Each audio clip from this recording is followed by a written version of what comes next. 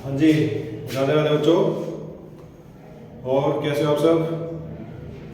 बढ़िया, मस्त। चलो जी, अब नेक्स्ट टॉपिक हमारे पास दे रखा है chapter number 5, arithmetic progression. Arithmetic progression formulas आपको पता ही होंगे, क्लियर? तो फॉर्मूलेज में कौन कौन चीज होते हैं? एक हम यूज करते हैं यहाँ पे ए, एक यूज करते हैं, एक यूज करते हैं डी, एक यूज करते हैं और एक यूज करते हैं एस एन। ठीक है जी।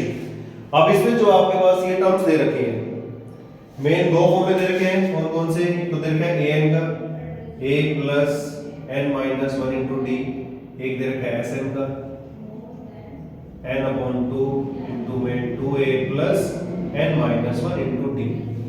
क्लियर है जी? तो यहाँ पे जो ये क्वेश्चंस आपके किस टाइप के बनेंगे, कौन कौन से आ सकते हैं, ठीक है जी, वो डिस्कस कर रहे हैं यहाँ पे। तो सबसे पहले हम बात करते हैं कि भाई हम मोस्ट ऑफ द स्टूडेंट को कंफ्यूजन होती है एन और एसएन में, ठीक है जी। तो ध्यान रखो, क्वेश्चंस के अंदर अगर आपके पास दे रखा है सम ऑफ n टर्म्स, तो एसएन का फॉर्मूला लगाना आपने। अगर आपके पास क्वेश्चन दे रखा है कि sum of 7th and 8th term, sum of, मान लो क्वेश्चन में दे दिया सम ऑफ फर्स्ट 7 टर्म्स, ठीक है जी। अगर इस टाइप का आपके पास दे रखा है तो ये समझ लेना वहां पे S7 का फॉर्मूला पुट करना है। अगर आपके पास किसी क्वेश्चन में आ जाता है सम of 7th and 8th term, अब यहां पे भी सम ऑफ दे रखा है। इन वर्ड्स को आपने ध्यान से समझना है। जो आंसर होता है ना वो हमेशा क्वेश्चन के अंदर ही होता है। तो सम ऑफ 7 इसका मतलब है कि भाई आपने a7 प्लस a8 का सम करना है। क्लियर है? इसका मतलब ये नहीं होता कि यहाँ पे आप s7 और s8 करोगे, उसने टर्म्स बोला है। अब जैसे यहाँ पे बात करते हैं भाई a का मतलब आपको पता है फर्स्ट टर्म होती है, n पोजीशन होती है, पोजीशन। जब भी क्वेश्चन के अंदर आप n को फाइंड आउट करोगे, n की वैल्यू कभी भी नेगेटिव से बिलोंग नहीं करेगी। n यहाँ पे डिनोट करता है किसको? नेचुरल नंबर को। नेचुरल नंबर कौन से होते हैं हमारे? 1 2 3 4 एंड सो। नेक्स्ट आता है an। an का मतलब होता है, an का मतलब होता है कि भाई nth पोजीशन पे जो वैल्यू दे रखी है उसको हम बोलते हैं an। ठीक है जी। Most of the students confuse होते हैं यहाँ पे, भाई an n का मतलब क्या होता है? an में कंफ्यूजन होती है। हम इस स्टेटमेंट में कैसे पता लगेगा भाई ये n दे रखा है, क्या दे रखा है, क्या नहीं दे रखा है? तो याद रखना वहां पे th लिखोएगा, जैसे 7th आ गया, फर्स्ट टर्म आ गया, नेक्स्ट टर्म आ गई है, ठीक है। अगर किसी स्टेटमेंट के अंदर जो क्वेश्चन आपके पास sn गिवन है, sn गिवन है आपके पास, और आपने फाइंड आउट करना है यहाँ पे n निकालना है, तो ध्यान रखना SN अगर दे रखा होगा और आपने n निकालना होगा तो वहां पे हमने 2 वैल्यूज आएंगी n की, और n की जो 2 वैल्यूज आएंगी उनको आपने स्टेटमेंट में पुट करके देखना है कि भाई किस पे वैल्यू हमारी करेक्ट बैठती है। ठीक है जी। आपके बुक में क्वेश्चंस भी हैं, जो लास्ट एक्सरसाइज है उसमें लॉग्स वाला क्वेश्चन दे रखा है जिसमें वैसे निकालते हैं, वहां पे डबल वैल्यू होती है, तो वहां पे हम वैल्यू को पुट करके देखते हैं कि भी जो लॉग्स, जो गुटके होते हैं, जो लकड़ी के गुटके होते हैं बड़े बड़े वाले, तो वो नेगेटिव टर्म में काउंट नहीं करेंगे। वहां से आप चेक करो क्वेश्चन को, एनसीईआरटी के अंदर लास्ट एक्सरसाइज में लास्ट क्वेश्चन दे रखा है, ठीक है जी, सेकंड लास्ट क्वेश्चन होगा 18 क्वेश्चन आई थिंक। तो वहां पे आप चेक कर सकते हो कि भाई हमें अगर n की डबल वैल्यू आती है, Sn अगर दे रखा होता है n की वैल्यू डबल आती है, तो कैसे वहां से एक वैल्यू को हमने सजेस्ट करना है। अब यहाँ बात कर रहा हूं मैं भाई n में और an में क्या डिफरेंस है। मान लो जी यहाँ पे मैंने काउंटिंग लिखी, कुछ भी काउंटिंग लिखा, यहाँ पे नाम लिखा मैंने रणदीप, मनदीप और संदीप, ठीक है जी। अब यहाँ पे ये मैंने जो नेम लिखे है ना RMS, तो हम S को लेते हैं, S यहाँ पे A3 हमारा क्या है? S है, यानी थर्ड नंबर पे, n तो हमारा क्या है? 3 है, यानी थर्ड नंबर पे है, और A3 का मतलब है कि थर्ड नंबर पे कौन सी वैल्यू आई है, ठीक है, तो ये होता है मीनिंग एन में और एस ए एन का डिफरेंस। ठीक है जी, तो डिस्कस करते हैं आपके जो इसमें से क्वेश्चंस बन सकते हैं।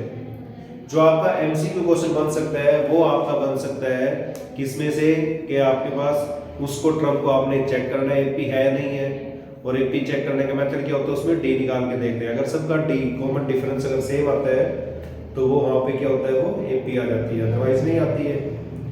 क्वेश्चन आपके पास पूछ सकता है वो लास्ट टर्म क्या बनेगी, from the last nth term निकालो। और जब वो फ्रॉम द लास्ट की बात करेगा ना तो आपने जो आपके पास एपी दे रखी है उसको रिवर्स करके लिख दो। रिवर्स करके लिखोगे तो डिफरेंस क्या आएगा, डी नेगेटिव हो जाएगा जब उसको रिवर्स करोगे। नेगेटिव इन द सेंस भाई पहले अगर पॉजिटिव था तो नेगेटिव हो जाएगा, नेगेटिव था तो पॉजिटिव हो जाएगा। क्लियर। और जो इसकी लास्ट टर्म थी वो फर्स्ट टर्म बन जाएगी अगर वो लास्ट में से कंफर्म करता है। फ्रॉम द लास्ट में उसको क्या करेंगे आप पहले रिवर्स करोगे। क्लियर। तो कुछ फॉर्मूले ये बनते थे आपके, और एक आपके पास थोड़ा इंपॉर्टेंट टॉपिक है इसके अंदर, वो आपको डिस्कस करते हैं। बाय चांस उसमें से अगर क्वेश्चन आ जाता है तो हमने कैसे सोल्व करना है। क्लियर।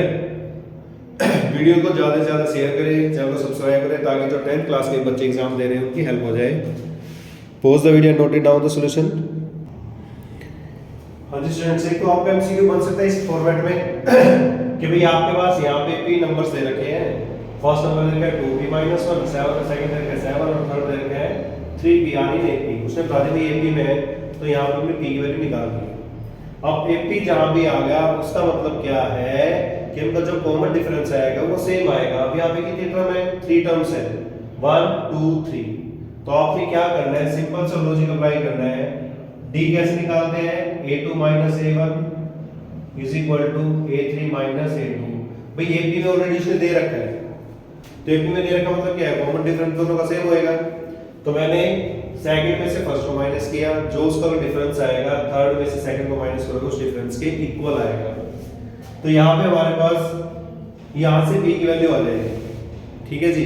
एक और क्वेश्चन आता है आपको, वैसे एनसीईआरटी में तो टॉपिक नहीं है लेकिन बाय चांस कभी कभी उस टाइप के क्वेश्चंस आ जाते हैं। कौन सा है वो, अगर आपके पास 3 या 4 टर्म्स का सम दे रखा हो, प्रोडक्ट दे रखी हो, सम और प्रोडक्ट अगर इकट्ठे दे रखी है, वो बात करो अगर 3 टर्म्स की और 4 टर्म्स की, तो आपने इन क्वेश्चन को थोड़ा ध्यान रखना है। 3 टर्म्स अगर वो आपको 3 टर्म्स की बात करता है यानी ओड नंबर में, अगर आपके पास जो एपी है वो ओड नंबर्स में दे रखी है तो यहाँ पे कॉमन डिफरेंस आएगा आपके पास डी। अगर आपके पास 4 टर्म्स यानी इवन नंबर में दे रखा है तो वहां पे कॉमन डिफरेंस आपके पास आएगा 2d। चेक करोगे इसको 2d आएगा, इसमें 2d आएगा, इसमें d आएगा। ठीक है जी। अगर मान लो यहाँ पे मैंने कितनी लिखी है, 3 टर्म लिखी, 4 टर्म। अगर यहाँ पे मान लो 5 टर्म की बात करता है, थोड़ा इससे आपको क्लियर हो जाएगा। अगर 5 टर्म्स आती है तो हमने कैसे लिखना है, देखो जी, a को तो लिख दो आप बीच में, लिख दिया, एक एक का गैप देना है यानी a प्लस d आ गया, a प्लस 2d आ गया। इधर आप माइनस करके लिख दो a माइनस d और a माइनस 2d।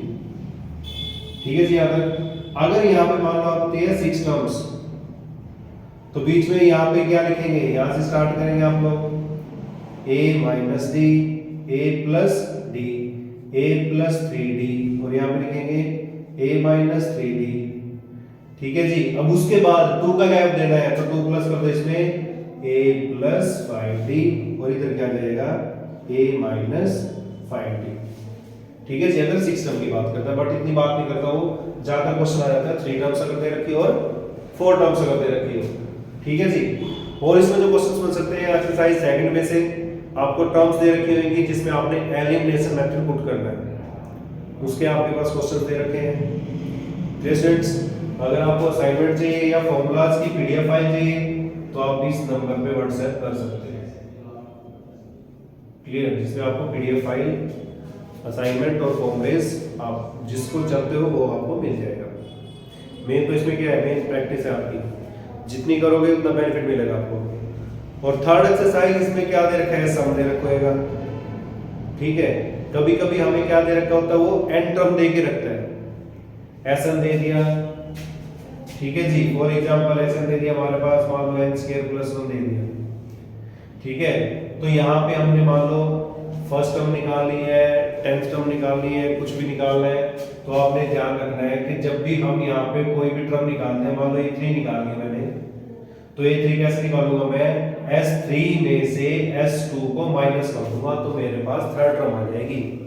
कैसे, मान लो एक की लिखी मैंने यहाँ पे 1 + 3 + 5 + 7, ठीक है जी। अब इसमें देखो, अगर इन दोनों का सबका टोटल करें 1 + 3 4, 4 + 5 9, 9 + 7 16 आ गया, ठीक है। अगर 16 में से मैं इसको माइनस कर दूं 9 को, तो ये तो बचेगा मेरे पास A4, यानी A4 का फॉर्मूला क्या बन गया, S4 - S3। तो याद रखना, जो यहाँ पे टर्म दे रखी होगी, कोई भी निकालनी हो, तो याद रखो यहाँ पे क्या रखा है, M दे रखा है, तो जितना यहाँ पे होगा सेम यहाँ पे आएगा। उसमें से एक कम करके यहाँ पे लिख दो, कोई भी टर्म अगर निकालनी है, सम दे रखा हो, ठीक है। और इसमें टॉपिक वाइज क्वेश्चंस आपके पास वही दे रखे जो बुक में दे रखे हैं, इसमें आपके पास इजी क्वेश्चंस आएंगे, कोई डरने वाली बात नहीं है। नेक्स्ट डिस्कस करते हैं question chapter number 6, similar triangle. Pause the video, note it down the solution. हाँ जी, नेक्स्ट टॉपिक बेटा इसमें दे रखा है ट्रायंगल। अब ट्रायंगल में आपने क्या करना है, यहाँ पे ट्रायंगल में एक तो आपके पास वही आ गया BPT theorem, basic proportional theorem, वो बाय नेम भी आ सकती है, उसके तो आप रट्टे लगा लो, समझो, लेकिन उसमें 4 स्टेप्स में अगर उसको ध्यान से समझो तो सिर्फ उसके अंदर आपके पास 4 स्टेप दे रखे हैं जिनकी हेल्प से वो इजीली समझ आ जाएगी। अगर आपको समझ नहीं आता है तो उसका मैं लिंक डाल दूंगा इसके अंदर, उसे आप चेक कर सकते हो। क्लियर?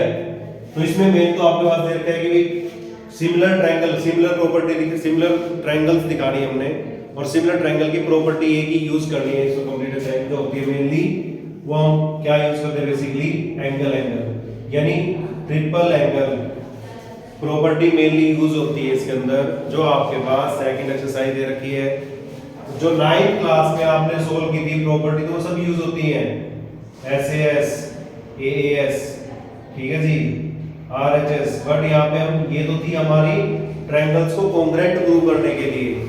अब ट्रायंगल को कॉन्ग्रुएंट दिखाते थे, ये प्रॉपर्टी यूज होती थी, इसके अंदर एक और ऐड हो जाता है एंगल सिमिलरिटी, जो मेन आपके पास एग्जाम क्वेश्चन डिस्कस करके है उसमें तो ये प्रॉपर्टी लगा के दिखा रखी है उसने भी, कौन सी प्रॉपर्टी कैसे यूज होएगी, ठीक है जी। मेनली जो एक्सरसाइज में यूज हो रही है वो आपके पास हो रही है एंगल प्रॉपर्टी, ठीक है। जो फर्स्ट एक्सरसाइज दे रखी है वो बिल्कुल सिंपल है, क्या करना आपने उसमें कि भाई उसमें तो हम बीपीटी थ्योरम यूज कर रहे हैं, बेसिक प्रोपोर्शनल थ्योरम, और सेकंड में हम यूज कर रहे हैं वहां पे सिमिलर प्रॉपर्टीज।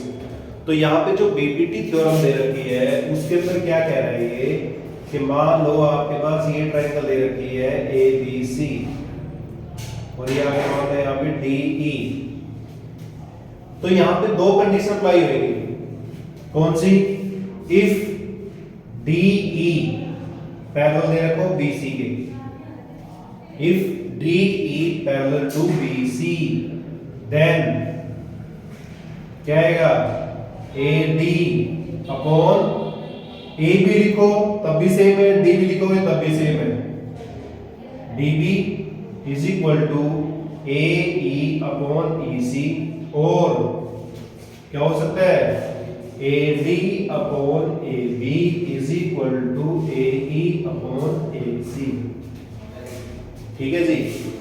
और ये तो थी आपके पास फर्स्ट। सेकंड कंडीशन क्या रखी होगी इसमें, इसी का कन्वर्स दे दिया होगा कि भाई अगर साइड प्रोपोर्शनल है तो लाइन क्या बन जाएगी, पैरेलल बन जाएगी। और सबसे इजी बनेगा इसमें, कोई भी ट्रायंगल आप लोगे ना तो उस ट्रायंगल की आपने चोटी को पकड़ लेना है, इसकी चोटी मान लो A है, चोटी कैसे पकड़ोगे कि भाई ये लाइन और ये लाइन पैरेलल दे रखी है, तो जो लाइन पैरेलल दे रखी है नहीं उसके ऊपर वाले वर्टेक्स को देखना है, ऊपर आए, साइड में आए, इधर आए, जहां पर जी आए, आपने जो पैरेलल साइड दे रखी है उसकी चोटी को पकड़ना है।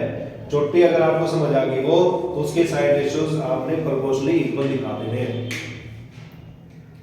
क्लियर?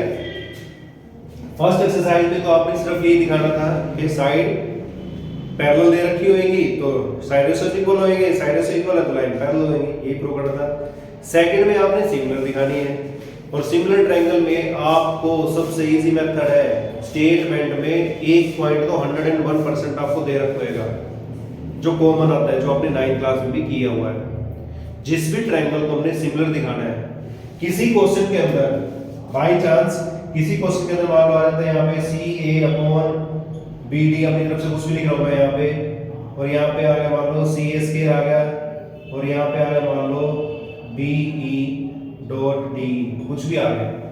तो अगर आपके पास इस टाइप का क्वेश्चन आता है ना, तो उसको थोड़ा सा लॉजिक यूज करो। क्या भाई, इसमें से एक वैल्यू तो इसके नीचे जाएगी और इन दोनों में से एक वैल्यू इसके नीचे आएगी। वो थोड़ा सा अपने दिमाग लगाना है कि भाई कौन सी वैल्यू किसके नीचे आएगी। इसको रफली सोल्व कर लो पेपर पे, तो आपको पता लग जाएगा कि भाई हमने सिमिलर ट्रायंगल किसको दिखाना है, क्योंकि सिमिलर ट्रायंगल जिसको दिखा दोगे उसके साइड रेशियोज क्या हो जाएंगे, इक्वल हो जाएंगे।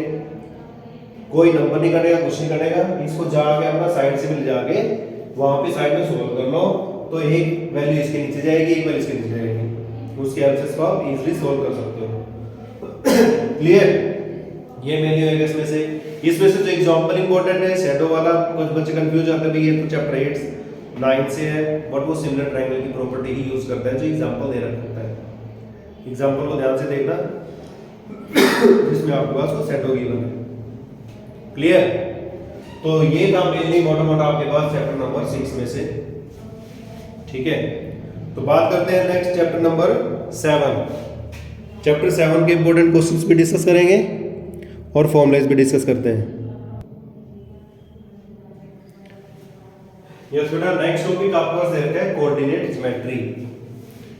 कोऑर्डिनेट ज्योमेट्री, जैसे कि आपको चैप्टर के नेम से पता लग जाता है कि ये पहले आपका 9th क्लास में ग्राफ क्वेश्चन होता था, जिसमें आप लोकेशन बताते थे। अब यहाँ पे लोकेशन की बात नहीं कर रहा हूँ, वो बात करता है डिस्टेंस की। डिस्टेंस, इसमें जो फॉर्मूले यूज होते हैं, फॉर्मूले यूज कैसे करने हैं, आपने क्या करना है, जहां भी बात आएगी डिस्टेंस। ठीक है जी। एक आपके पास क्वेश्चन आता है equal distance, equal distance, equi distance. तो आपने, अगर आप इसके अंदर फिगर बनाओगे ना, जो क्लियर तक होती है आपको, वो सबसे बेस्ट रहेगी। वो कैसे? फिगर आपके पास इक्वी डिस्टेंस की अगर बात करेगा तो आपने मान लो P Q R, तो ये P पॉइंट दे रखा होगा, Q दे रखा, R दे रखा है, इन सब के पॉइंट अपनी तरफ से लिख लेने हैं। ठीक है, उसके अकॉर्डिंग फिर इसको सोल्व करते जाओ। मैं क्यों बता रहा हूं ये, क्योंकि यहाँ पे जब भी हम डिस्टेंस का फॉर्मूला अप्लाई करते हैं, बच्चे कंफ्यूज होते हैं कि भाई x1 किसको लेना है, x2 किसको लेना है। इसमें कोई कंफ्यूजन वाली बात नहीं है, आपकी मर्जी है, जिस मर्जी को ले लो, जिस मर्जी को यहाँ पे रखो, पहले किसी को भी रखोगे, x2 को रखो, 1 को रखो, कोई प्रॉब्लम नहीं है। दूसरे वाले का साइन चेंज करके लिख रहे हैं। ठीक है, मान लो x1 मैंने इसको लिया पहले और फिर इसको लिख रहा हूं मैं, तो यहाँ पे x1 लिख दिया मैंने और माइनस कर दिया x के, प्लस में हम मान लो उसमें तो लेके चलते हैं कि भाई x2 माइनस x1, ये कोई कंपल्सरी नहीं, मैं यहाँ कर रहा हूँ PQ के अकॉर्डिंग। अगर मैं यहाँ पे PR लेता हूँ तो मेरी चॉइस है, जिस मर्जी को मैं यहाँ पे फर्स्ट पॉइंट सेकंड पॉइंट ले सकता हूँ। नेक्स्ट, अब ये ध्यान रखना है, अगर आपने इसका फर्स्ट कोऑर्डिनेट पॉइंट इस कोऑर्डिनेट पॉइंट से लिया है, तो जो y लेंगे y भी इसी का पहले लिखेंगे, माइनस में y1 स्क्वायर। ठीक है, जो हमारी बुक में फॉर्मूला दे रखा है वो यहाँ पे अप्लाई किया है।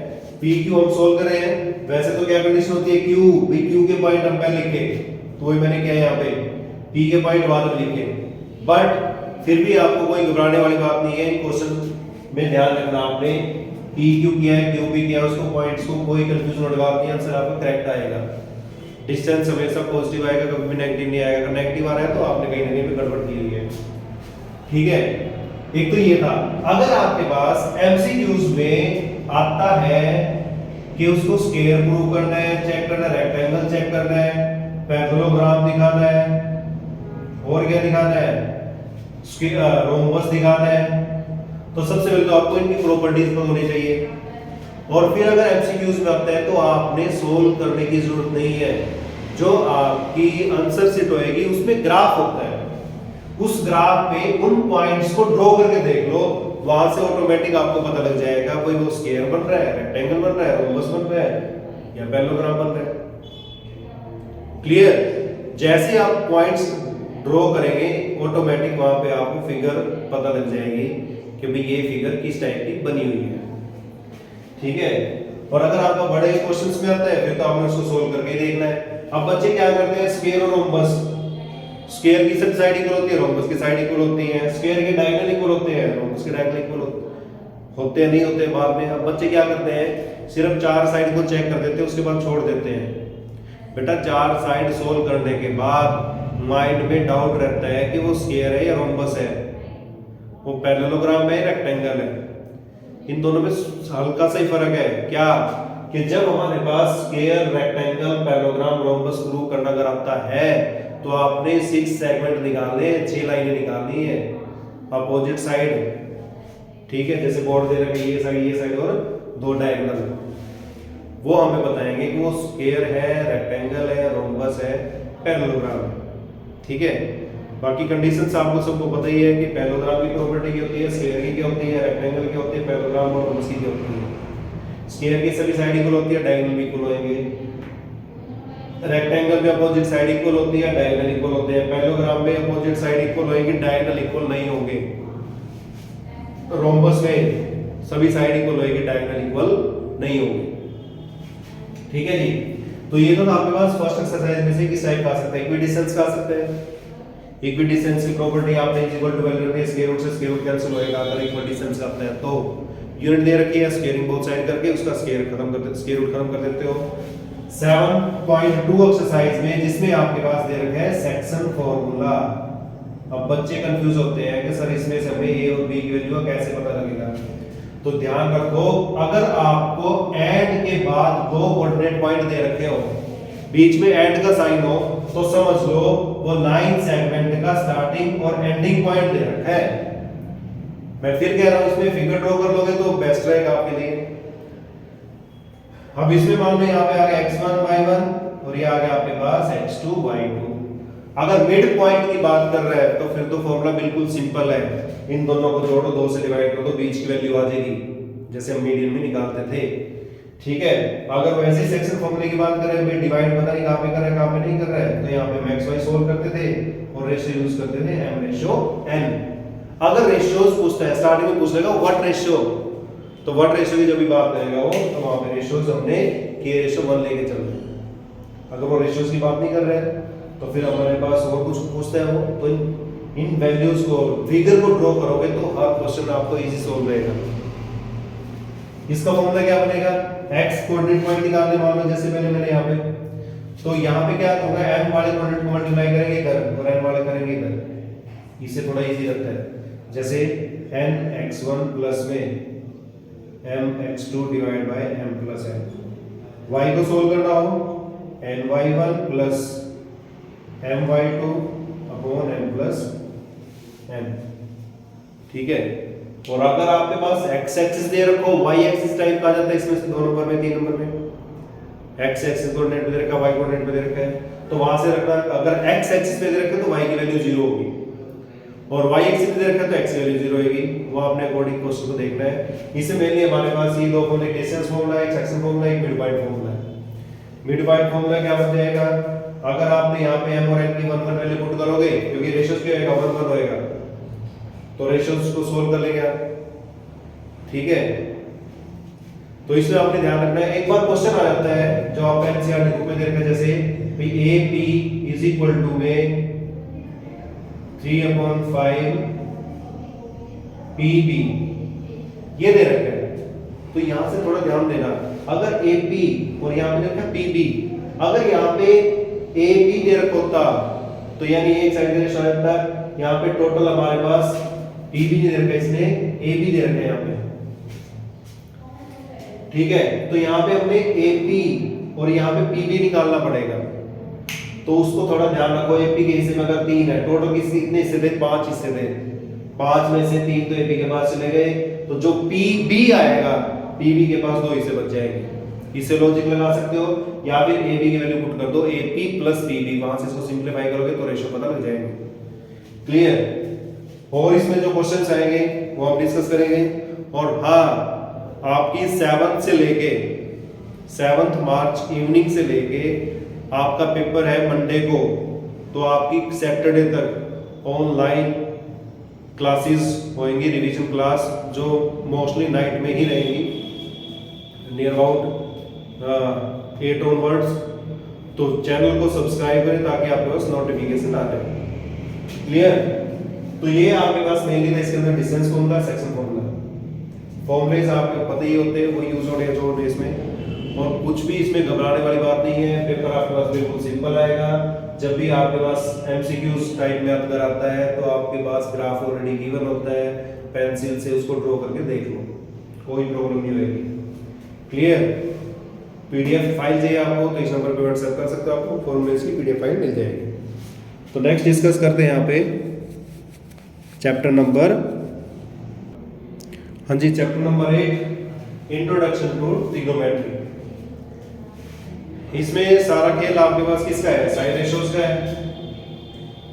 एक्सरसाइज के अकॉर्डिंग हम बात करेंगे यहाँ पे। इसके अंदर टोटल आपके पास 3 एक्सरसाइज देखिए, 8.1, 8.2 और 8.3। ठीक है जी।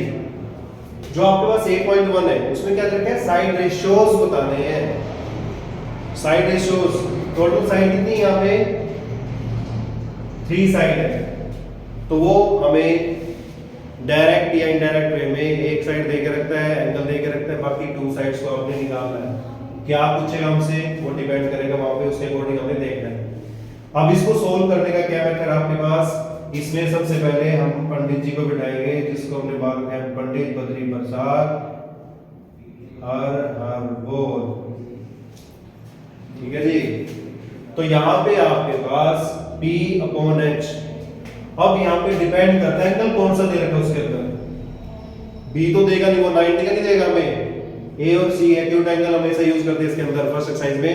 तो जो हमारे पास यहाँ पे एंगल देगा उसको यूज करना है। अगर साइन ए दे रहा है तो एंगल ए के अकॉर्डिंग बेस मेरा ये बनेगा। ध्यान रखना, जो एंगल देगा ना उसकी अपोजिट साइड हमेशा परपेंडिकुलर बनेगी।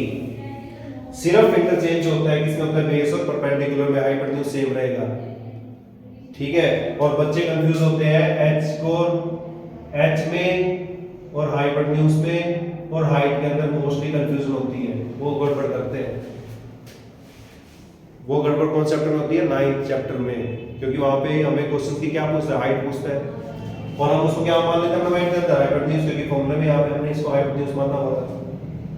उसका भी डिस्कस करेंगे, उसका क्या इलाज है वो इलाज बताएंगे आपको। हाँ जी, सोल्व करें यहाँ पे एक्सरसाइज 8.1 में। 8.1 में साइड रेशियोज, आपने एंगल्स का ध्यान रखना है, अभी कौन से एंगल को डिस्कस कर रहा है।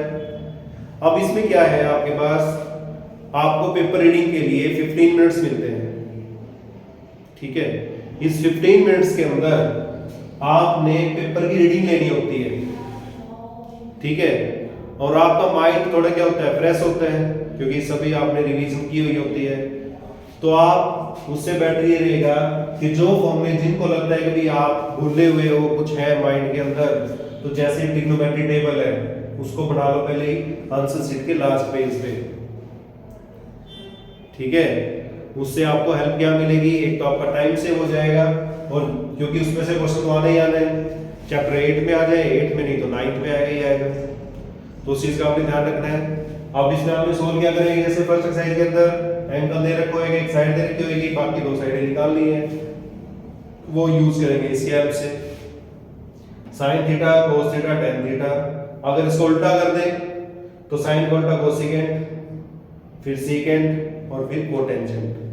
ठीक है।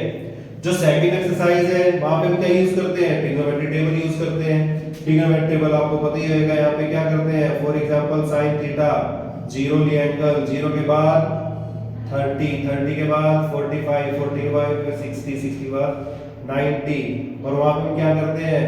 फिर 0 लिया, फिर 1 लिया, 2 लिया, 3 लिया, 4 लिया, divide by 4, divide by 4, divide by 4, divide by 4, divide by 4, और इसे क्या कर देते हैं? Square root. इसका 0 आ गया, इसका 1/2 आ गया, इसका 1/√2 आ गया, इसका √3/2 आ गया, इसका 1 आ गया। कोस निकालना इसका हम रिवर्स कर देते हैं, tan निकाल लो sin और cos कर देते हैं। तो एक बार एक बना लेते हो, उसके बाद ऑटोमेटिक आपको पता लग जाएगी। ठीक है, तो फर्स्ट एक्सरसाइज हो गया। सेकंड में आपके टेबल दे रखी होगी, इसमें क्या ध्यान रखना है, एक तो कैलकुलेशन ध्यान से करनी है, और कैलकुलेशन में जब आप सोल्व करोगे उसमें आपने डिवीजन का ये साइन यूज करना है। क्यों बता रहा हूं मैं, फॉर एग्जांपल 3/√2 आ गया, तो बच्चे इसमें कंफ्यूज होते हैं। क्या कंफ्यूजन होती है इसके अंदर कि भाई ये √3 कहां जाए, √2 कहां जाएगा। तो बेटा आपने ध्यान रखना है कि जो डिवीजन का बड़ा साइन है ना, अपनी बुक में भी दे रखा होगा, जब आप रिपोर्ट करोगे पता होगा आपको, तो वहां पे आपने इस टाइप के साइन को यूज करना है। ठीक है, क्योंकि 3/4 आ गया, मान लो ये आ गया, फिर 3, ये कहां जाएगा, बच्चे कंफ्यूज टोटली। अगर मैं डिवीजन का साइन यूज करता हूं तो मेरे लिए बिल्कुल सिंपल है, मल्टीप्लाई करते हैं तो रेसिप्रोकल हो जाता है, √3/2/3, 3 से 3 कैंसिल आ गया, √2 आ गया। इस टाइप का अगर होता है 3/4 डिवाइड 3, तो क्या आ जाएगा 3/4 इनटू में 1/3। पता सबको है, लेकिन गड़बड़ करते हो। तो इस गड़बड़ से बचने के लिए ये जो डिवीजन का साइन होगा ना, इसको इसमें कन्वर्ट कर लेना, उसके बाद कुछ नहीं जीत जाएगा। और जब 8.2 वाले क्वेश्चंस को सोल्व करोगे ना, तो उसमें आपने करना क्या है, डिनोमिनेटर में स्क्वायर रूट नंबर को नहीं छोड़ना। अगर स्क्वायर रूट नंबर डिनोमिनेटर में है तो उसको रैशनलाइज करके सिंपलेस्ट फॉर्म में लेके आओगे डिनोमिनेटर। क्लियर। जो थर्ड एक्सरसाइज है, सबसे ज्यादा जो आपको फीवर चढ़ रहा हुआ है वो थर्ड एक्सरसाइज का चढ़ा हुआ है या नहीं। अब जो थर्ड एक्सरसाइज है ना, उसमें मेनली हमारे पास आइडेंटिटी है, sine square theta cos square theta equal to 1। Second identity कौन सी है जी, second square theta minus tan square theta equal to 1। Next cosecant square theta minus cot square theta equal to 1। ये तीन type की identity है। अब बच्चों को देख के पहले पसीने छूट जाते हैं कि इसको सोल्व कैसे करना है। अब बेटा आपको सोल्व करना आता है, नहीं करना आता है, लेकिन आपको एलसीएम निकालना, मल्टीप्लाई करने तो आता ही है। इसमें आपने करना क्या है, जितने भी आपके पास secant theta, tan theta, cosecant theta और कोट थीटा, ये जितने भी टी रेशो दे रखे हैं, ट्रिग्नोमेट्रिक रेशो, उन सब को आपने कन्वर्ट कर देना है साइन थीटा और कोस थीटा फॉर्म में। 8.3 एक्सरसाइज का आपको थोड़ा सा बता रहा हूं मैं कि भाई ज्यादा सब नंबर जाने से कुछ ना कुछ आपके हाथ पल्ले आ जाएगा। तो आपने क्या करना है, secant theta, tan theta, cosecant theta, cot theta, जितने भी ये 4 टी रेशो दे रखे हैं, इन सबको साइन और कोस में कन्वर्ट कर देना, क्योंकि सब की जड़ साइन कोस है। साइन कोस में कन्वर्ट करने के बाद आपने उनके एलसीएम वगैरह लेने और कुछ नहीं करना है। जिसमें आइडेंटिटी पुट होती है आइडेंटिटी पुट कर, तो नहीं होती है छोड़ दो। ठीक है। अब इसमें कौन से क्वेश्चन आते हैं, प्रूव दैट के आते हैं ज्यादा क्वेश्चन। लेफ्ट साइड को राइट साइड इक्वल दिखाना है। अगर बाय चांस आपने सोल्व किया, साइन कोस में ब्रेक करके सोल्व किया, बट स्टेप मैच नहीं हो रहा, राइट साइड पे क्या आएगा, तो आपने राइट साइड को भी सोल्व कर दो। जहां पे दोनों के स्टेप मैच हो गए वहीं पे छोड़ दो, हैंड्स फ्री तो समझे। तो लेफ्ट साइड को सोल्व करोगे जहां तक होती है, राइट साइड को सोल्व करोगे जहां तक होती है, जहां पे दोनों के स्टेप मैच हो जाते हैं वहीं पे छोड़ दो इसको। ठीक है। और वैसे अगर इसको सोचेंगे कि हम क्वेश्चन देख के घबरा जा रहे हो तो उसका कोई बेनिफिट नहीं है। तो आप क्वेश्चन को सबसे पहले साइन और कोस में चेंज करो, फिर उसके अंदर जो एलसीएम आता है, मल्टीप्लिकेशन आती है, कुछ भी आता है, उसको सिंपलीफाई करो। ठीक है। आइडेंटिटीज ये यूज है उसके अंदर, तो इसको सोल्व करो। जहां पे होता है नहीं होता है राइट साइड को उठा लो, जहां पे मैच कर गए वहीं पे छोड़ दो। क्लियर। लेकिन क्वेश्चन ठीक रहेंगे और इजी आते हैं। और इसके अंदर सेम तो लॉजिक है, जहां भी स्क्वायर रूट दे रखा होगा वहां पे तो हमने रैशनलाइज करना ही करना है। ठीक है। जहां भी square root, complete square root दे रखा होगा। ठीक है। नेक्स्ट डिस्कस करते हैं चैप्टर नंबर 9।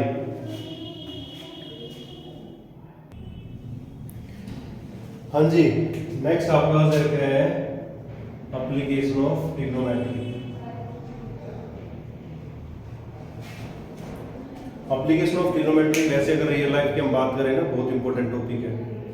जितने हमारी मिसाइल्स होती हैं, ठीक है जी, जितनी हमारी गेम्स बनती है वो सब किन पे डिपेंड है? ट्रिग्नोमेट्री पे डिपेंड है। अब इसमें आपके पास दो टाइप के एंगल होते हैं, एक होता है एलिवेशन, एक होता है डिप्रेशन।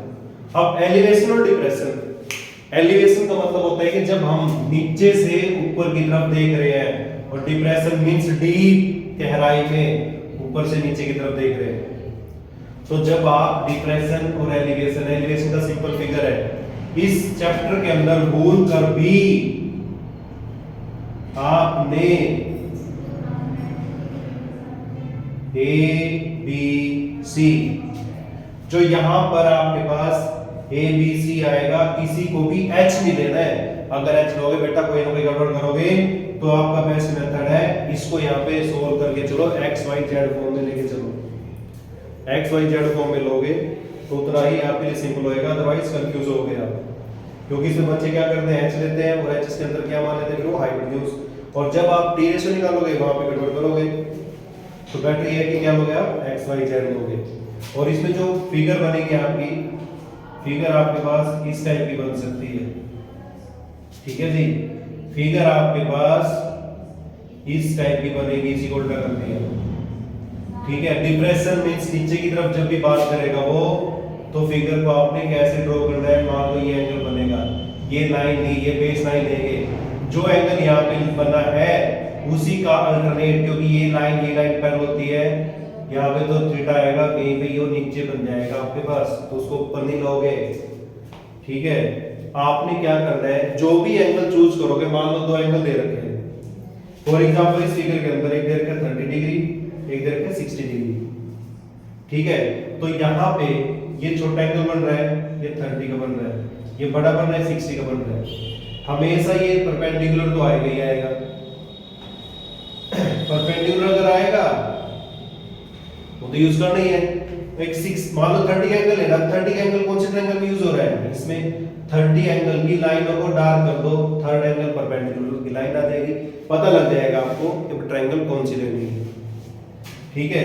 ऐसे हमारे पास यहाँ पे मान लो डिप्रेशन में यहाँ पे एंगल आ गया, ठीक है, यहाँ पे जो एंगल बन रहेगा उसके अकॉर्डिंग ये बन जाएगा यहाँ पे। तो सब कुछ हमें क्वेश्चन के स्टेटमेंट के अंदर ही पता होगा। ये फिगर आ गई है, और कौन सी फिगर आ सकती है आपके पास, इस टाइप की फिगर आ सकती है, मान लो ये आ गया यहाँ पे, ये आ गया, और